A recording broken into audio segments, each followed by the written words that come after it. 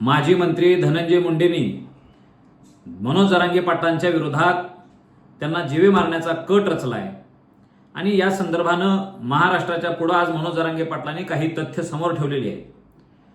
धनंजय मुंडे ही महाराष्ट्राच्या राजकारणाला लागलेली विकृती आहे। ही एक म्हणजे वाळवी आहे। ह्या वाळवीला कुठलं तरी औषध फवारून नष्ट करण्याची गरज आज महाराष्ट्रासमोर निर्माण झालेली आहे। खऱ्या अर्थानं बीडचा बिहार केला म्हणण्यापेक्षाही बिहारपेक्षाही वाईट परिस्थिती आज बीडमध्ये जी निर्माण झाली त्याला कारणीभूत हा धनंजय मुंडेच आहे। कारण ह्या धनंजय मुंडेने ऑर्गनाइज क्राईम म्हणजे संघटित गुन्हेगारीला मोठ्या स्वरूपात आश्रय दिलेला आहे आणि त्या पद्धतीनं त्यांनी त्यांचा वाढ केलेली आहे।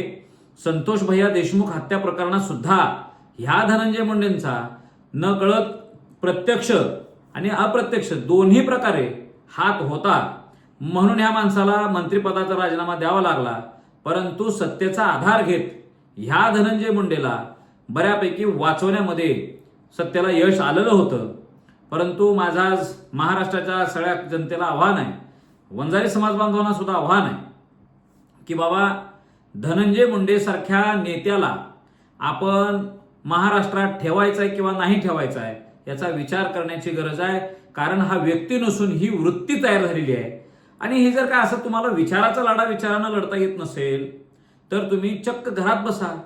तुमच्या विरोधात काही गोष्टी गेल्या म्हणून तुम्ही जर पुढच्या माणसाचा खून करण्यापर्यंत जर काही तुम्ही डाव रचत असाल तर ही लोकशाहीसाठी अत्यंत घातक प्रवृत्ती आहे। आणि म्हणून माननीय देवेंद्र फडणवीस साहेबांना माझी विनंती आहे की देवेंद्रजी ह्या धनंजय मुंडेच्या पार्श्वभागावर लात घालून तुम्ही याला हाकलून लावलं पाहिजे। हे आमदार म्हणून सुद्धा शोभणारे नाहीत। पवित्र विधिमंडळाला एक लांछन लावण्याची कृती अनेक वेळा ह्या धनंजय मुंडे सारख्या माणसाने केलेली आहे। त्यानं त्याच्या बायकोला असेल बाकीच्या चारित्र्य विहीन असलेला हा माणूस, या माणसानं आता मराठा समाजाच्या चळवळीसाठी योगदान देऊ इच्छिणाऱ्या एका चांगल्या आंदोलकाच्या विरोधात सुद्धा षडयंत्र चालायला सुरू केलेला आहे आणि मराठा समाज या गोष्टी खपवून घेणार नाही। या विरोधात आम्ही प्रचंड मोठ्या स्वरूपात रस्त्यावर उतरू।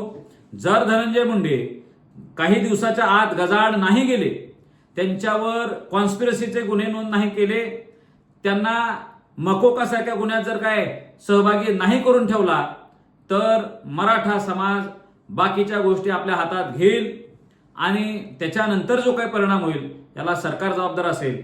माझं विधानसभा अध्यक्षांना सुद्धा आव्हान आहे की तुम्ही तात्काळ धनंजय मुंडेंचा राजीनामा घ्या, त्यांच्यावर कारवाई करा आणि धनंजय मुंडे येणाऱ्या हिवाळी अधिवेशनात नागपूरमध्ये दिसला नाही पाहिजे याची तजवीज करा। एवढंच बोलतो। धन्यवाद। जय शिवराय।